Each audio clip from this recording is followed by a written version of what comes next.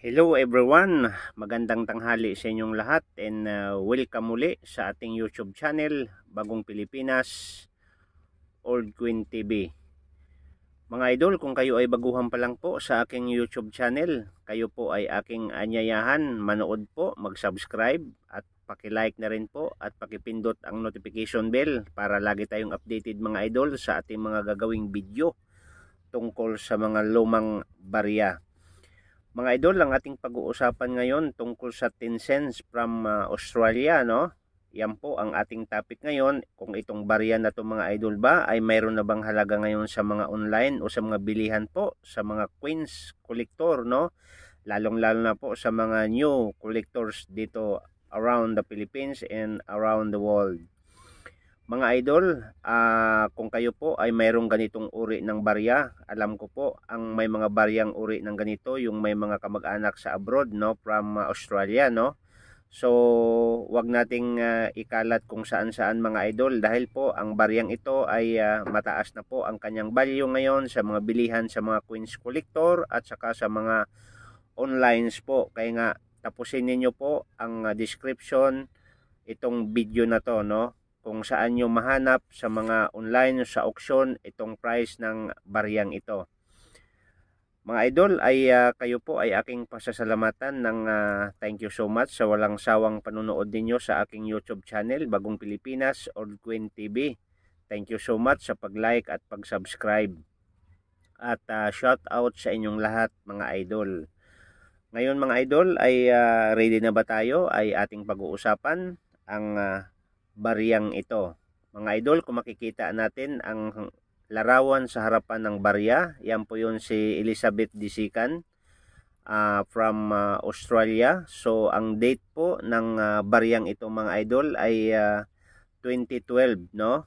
Okay, sa kanyang likuran po, makikita po natin po dyan ay 10 cent, no? Kung makikita mo dyan mga idol, yung logo na yan mga idol, yan po yung lyrebird, no?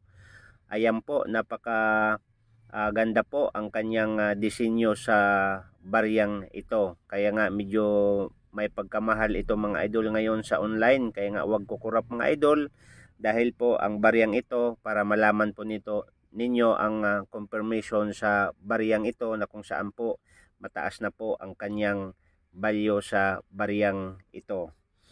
Okay, magsimula na tayo mga idol. Kaya nga sabi ko mga idol, ang baryang ito do you have this 2012, no? 10 cent Australia coins. Makikita nyo mga idol, andyan po yung lyrebird, no? Okay, so ngayon mga idol, ang country po niya Australia, period po Queen Elizabeth II 1966 at saka 2024. Mga idol, ang baryang ito ay ginagamit pa po sa circulation ng Australia, no, hanggang sa ngayon.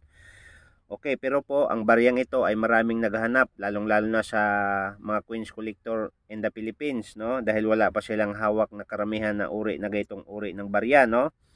Okay, so denomination 10 cent, year po is 2012. Composition po, copper ang nickels lang po ang ginagamit sa baryang ito, no.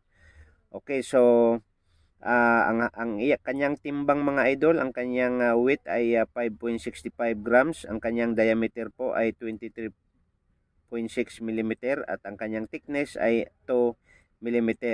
Ang mintage po niya mga idol ay nasa 54 million po ang kanyang mintage, no. Hindi ganong karamihan mga idol ang kanyang mintage dahil nasa 54 million lang po ang mintage po nitong barya na to. So, sabi ko nga kanina mga idol, ang baryang ito ay laging pumapasok doon sa mga auction sa Heritage, no, international po.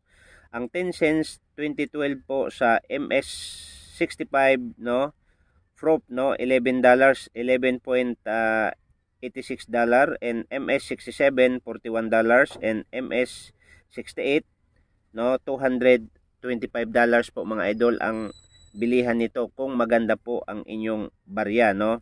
So pag-usapan natin mga idol doon sa Heritage auction price. View more information on the 10 cent 2012 Australia coins on try to search for coins, no. Kaya nga makikita nyo mga idol, ang coins an Australia Queens Auction Certified Queens Price.